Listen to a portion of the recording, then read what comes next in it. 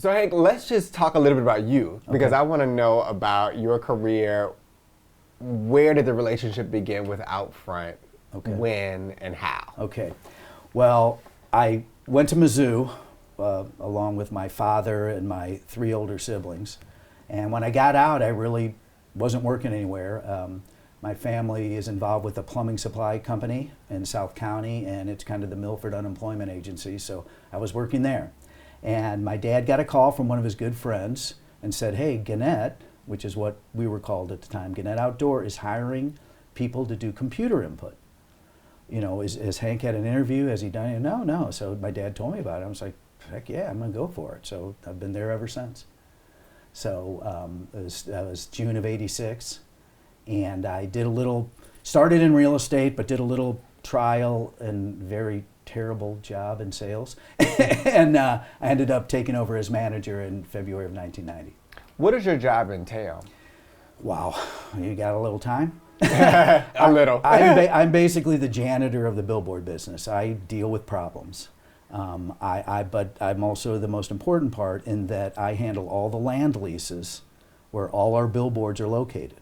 I'm responsible for getting permits to build them, paying the permits to keep them there, paying the property owner, deal with, trespass problems, vegetation issues, deal with legal issues, although I'm not a lawyer. I handle all that, deal with tax issues, et cetera, et cetera. So I deal with all that, but without the billboards, we can't sell space, which means we don't make money for our stockholders. Right. How many billboards does Outfront have across the bi-state? In this market, we have about 1,500 faces. So and it sounds like a lot, but back in 1986, 87, we had about 1,500 in the city of St. Louis alone. So go ahead. And when you say faces, tell us what that entails. So, because it's different types of... Right, different. So we have a couple standard size advertising devices that are standard throughout the industry. The one that you probably see most is on the expressways. It's called a bulletin, and it's 14 foot tall by 48 foot long. Those are our most popular. And then we have some larger ones than that are standard size.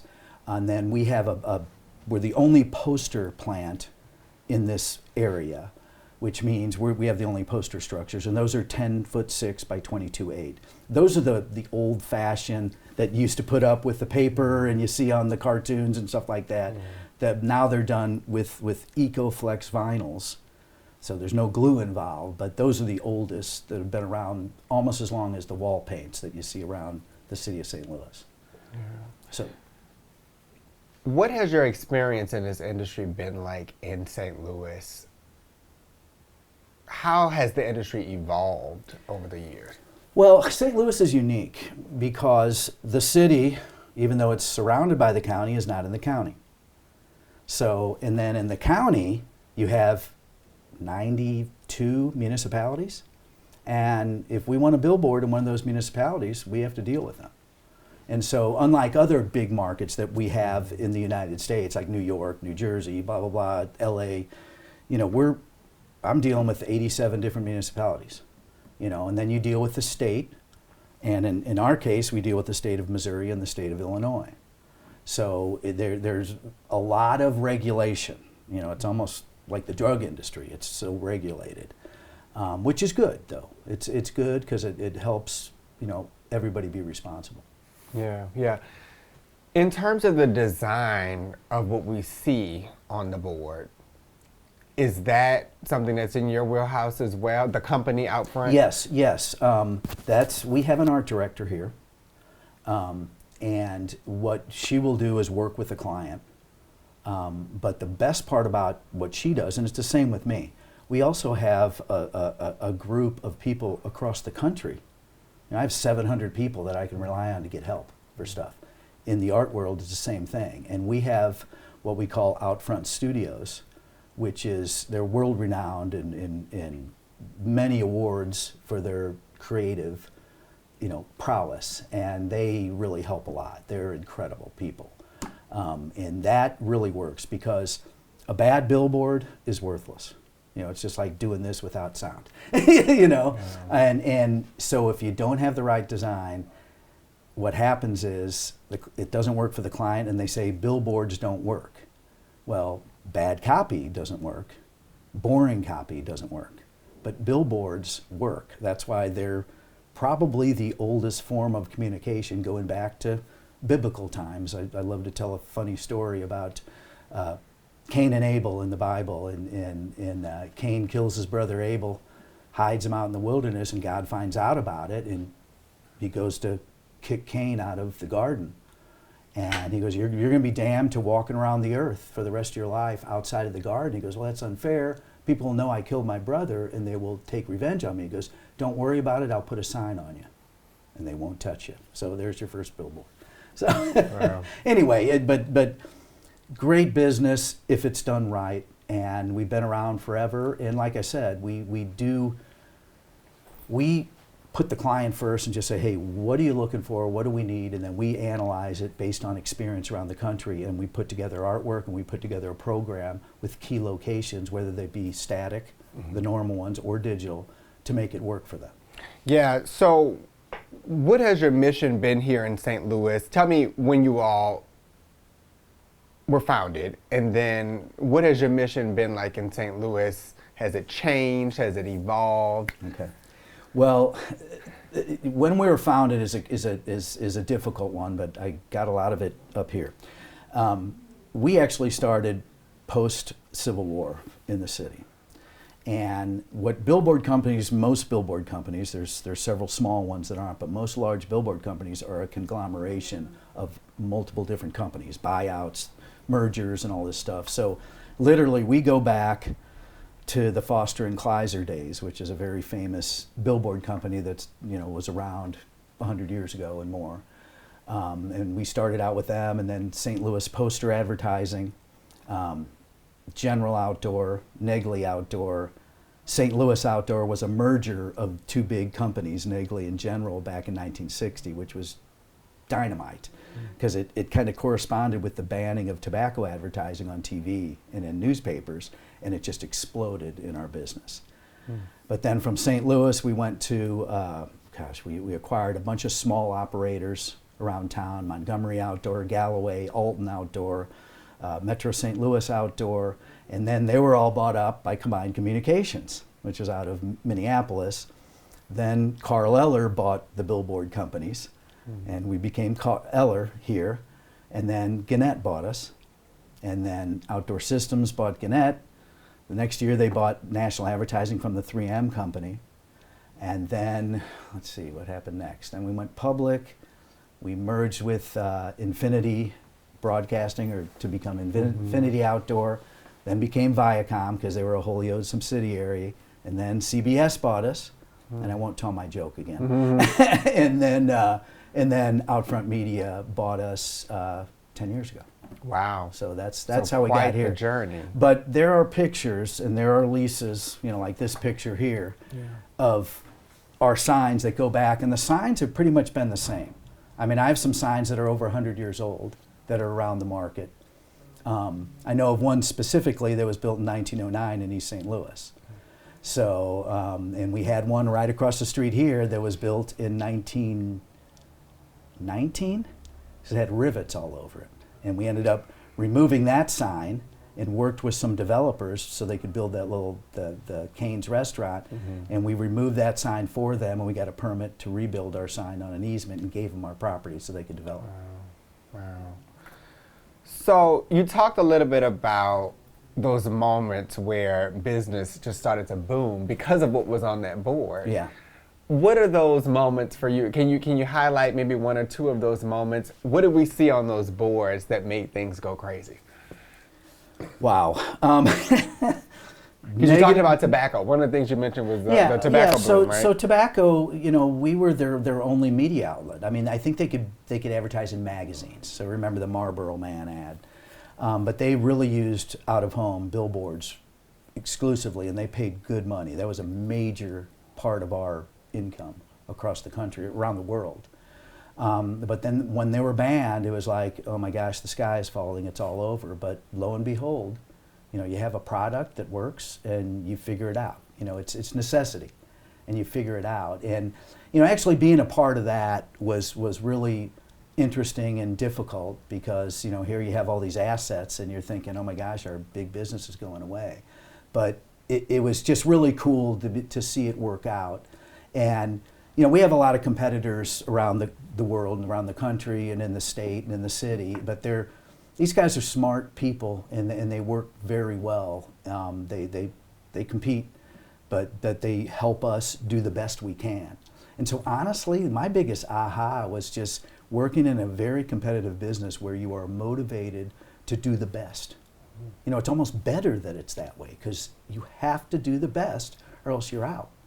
And so there was a lot of things over the years that were really difficult, and I lost a lot of big battles, maybe won a few, but that's the most exciting, because literally people don't think about billboards unless you're in the business or you have them on your property or you use them. And it's all I ever see, and all my kids are the same way. They all think about billboards. Everybody does. They get sick of hearing about it. Yeah. Well, I know I am an avid billboard watcher. Like when I'm on the interstate, I'm reading each one. And it's a testament to the fact that it still works. Like it does what it's supposed to do, right? Sure. Another cool thing about that, reading every one, is that the highway department, they do a lot of testing and experimenting to figure out about safety. Okay, because safety is key. That's our number one thing here. And they even say that having something to, if you're just driving straight down the highway forever and there's nothing, there's a thing called white line fever, where you're just staring at it and you literally can get hypnotized and stop focusing and have an accident. But being able to take your eyes off the road for literally under 2 seconds helps keep them safe, keep them paying attention.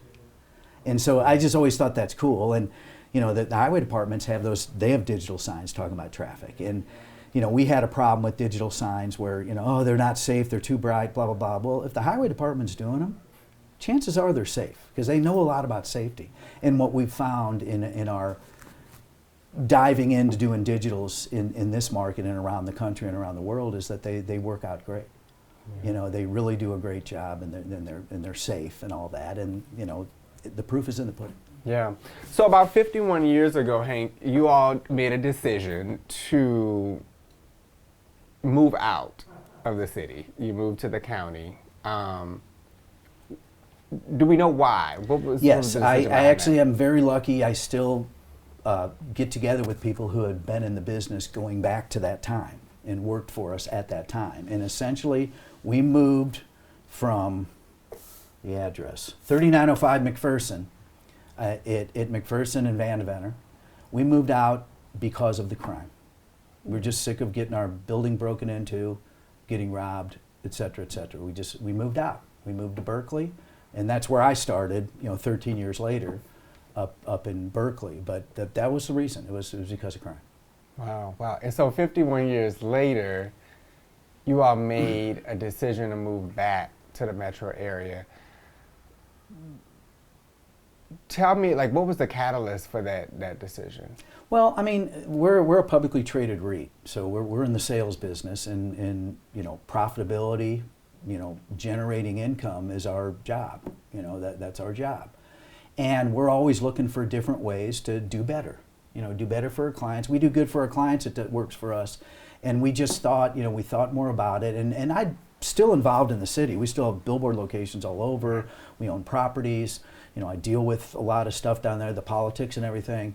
It was like, look, there's some cool stuff going on down there. It's different.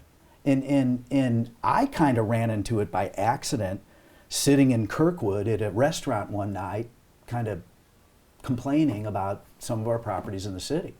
And this kid who was our waiter, teenager, a little older than that, came over and said, "Sir, I hear you talking about the city, but I don't think you're right." And he said, "We love it. Kids our age love it. We're moving back in droves. We love it. We love cycling to work. We don't care about the neighborhood. We just love people." And it was like, oh, wow. And so we got to talking about stuff, our business, developing what's going on down here. I've been to several meetings, downtown St. Louis, the other groups that try to merge and all that stuff. And one of the things that came up was, well, put your money where your mouth is, and we still have a huge investment in the city of St. Louis. We're just like, you know what? Let's go back to our roots. Let's move back. Let's show up. Let's be there. And that's it. Yeah, yeah. And so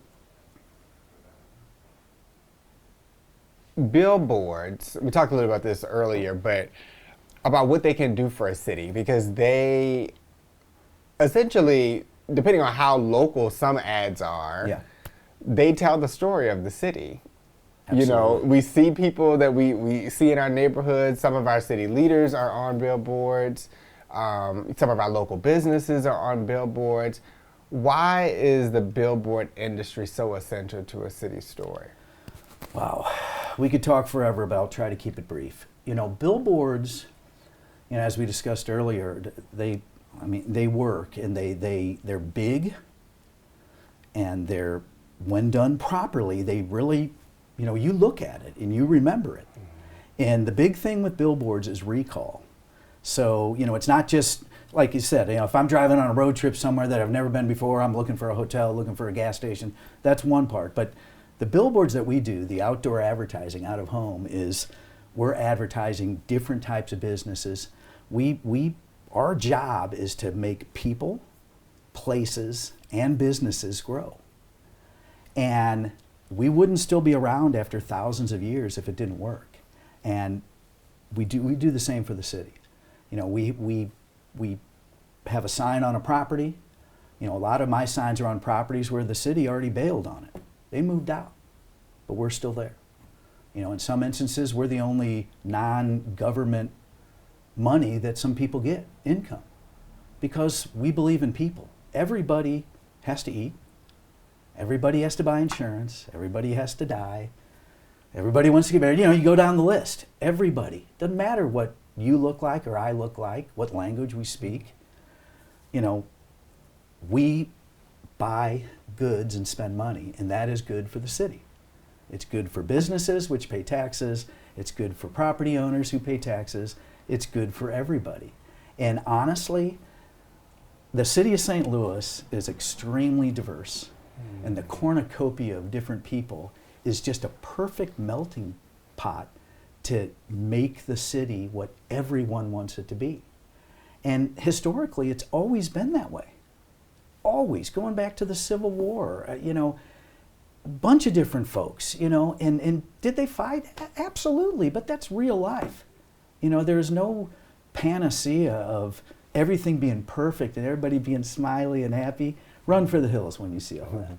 Because we're a real city, and good cities, successful cities, get in arguments, and they disagree, but they make it work. And that's the history of St. Louis. We're not going to let some, bad whatever ruin it. Yeah. It's too important. And the history here is phenomenal. And it's not a history of everything's perfect. It's a history of people working together, sometimes disagreeing, but making it happen. And the things that are going on now, the Cortex District, the stadiums, the arenas, the trails, the light rail, just the idea of merging different departments together as one transportation department is just awesome. It's like, duh, let's do it. And these are young people getting behind this and making it work. And I love being a part of that, and billboards will make a difference. And they do. And in every successful city around the world, cities that have come back, you see it. I was blessed to go to Glasgow, Scotland. A number of years ago, my son did grad school. He's a professional theater actor. And I got to drop him off over there. And I get over there, and there's this high rise in Glasgow. And Glasgow's kind of a rough part of town, not like Edinburgh and stuff like that. And they're on their way back. And there's this giant building, 20 stories high. And on the whole side of it is "We Are Glasgow" in pink background. It gives me goosebumps talking about it, but it blew my mind. And it's like, we are St. Louis. Let's do it. And the billboards will make it happen. And you throw digital on top of that, like I said earlier, we can take a picture now and it can be up on a digital in minutes. Or the TV, we can do this and get it on, technology is awesome, and it can help our city get to where it needs to be, help them communicate, drive action, sell goods, educate about policies, something going on, what's happening here, why is this, why is that. That's what we do. And we don't force people to see our political view, which I don't even know if we have one, to be honest with you, because we're so diverse internally. We have to be, because you can't put up billboards in areas if people don't like you and people don't think it works. And sometimes it takes some convincing, but every big city across the world, you see billboards. Love that. So as we wrap up, Hank, this has been great. So you talked a little bit about the digital push. So how many people right now in 2025 are going the digital route versus the original? Well, that's a great question, because our media is weird, and you have standardization. The cool thing about it is you can take a cool ad and it works static, on the normal one, the painted or printed, and it works on digital. Because the difference about our digital signs and normal digital signs is, because of federal law and state law and so on, there can't be any movement on it. So when you see a digital sign for like an on-premise business, a Taco Bell or a gas station or a ballpark even, it moves, and it can move and have people talking on it. The casino down there it looks like a billboard, but it's an on-premise sign. But that's the big difference. Billboards cannot have any movement at all. And that's for safety purposes, so people don't sit there and stare at it, But you can put copy anywhere with them. So now, we don't have a lot of digitals. In this market, there aren't a lot of digitals. There's probably under 100 in the entire market. People use both. It just depends on, what they're trying to get across. And the other thing is where. Because obviously, if you want a digital in Ladue, guess what? You're not going to get one, because there isn't one now yet. But they work together. They work just as well. A difference also is kind of, what you're trying to advertise. The static billboards are standard. We are trying to get multiple exposures. So take a picture of us and put it on every highway in St. Louis, put it on Limburg, put it on Manchester, put it on Kings Highway. Guess what? 83% of people are going to see us in 1 week in the entire area. And they're going to be like, wow, these guys have signs everywhere. And you can take a sign and put it on one facing, like you're going westbound on 40, put a sign, that picture of us there, put it there for 2 weeks, flip it to the other side, and people think, oh my gosh, they're all over the place. Well, we just put it to the other side. But that's the beauty of our business. It's recall.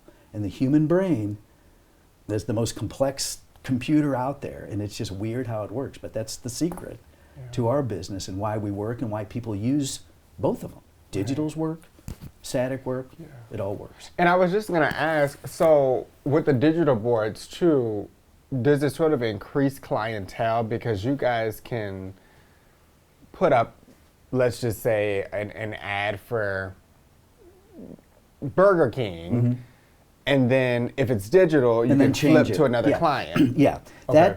That's really a great point, and that's the effectiveness of it. So you have the only sign in Webster Groves. Well, everybody wants it. Well, guess what? There's only one, so they're going to pay a lot. But you put a digital up there, and all of a sudden, it makes it affordable for the small businessman, because he can do an ad that's not for a year, not for a month, not for a week. They can do an ad for a half a day. They can do day parts. I just want to catch rush hour. I just want to do whatever. And it's so flexible. It's just awesome. And it's affordable. Because you drop back and you say, wait a sec, now we don't have to send guys out to climb and to hang this thing on a windy day. We just press a button. Wow. So it is, just like every technology, technology is good. And if it's researched properly, and digital signs are like a computer or like a camera, they're good and they work and they make everything so much more effective and efficient. And the coolest thing about digital, we have the ability, and our signs will all default to, like if there's a wanted person in the area, we can default all the signs in America to say, wanted, Hank Milford, get him in jail, quick. And my face will be everywhere, quickly. Same thing happens like child abductions. You know, the scary thing about that, which is such a horrible thing, but every minute that goes by, every hour that goes by and that kid has not been found, the chances of finding him are slim to none. Digital, boom, we're up there. Oh, they're in the green car with this license plate. Boom, we got it. And I'm telling you, again, it gives me goosebumps talking about it. It's an effective tool that works very quickly. And you cannot, I dare you to try to drive down a highway now, especially after today, and not look at all the billboards. You're going to be sick of it. You're going to blame me about that. I'm sorry. But I mean, they work because we are all looking. We're all looking around.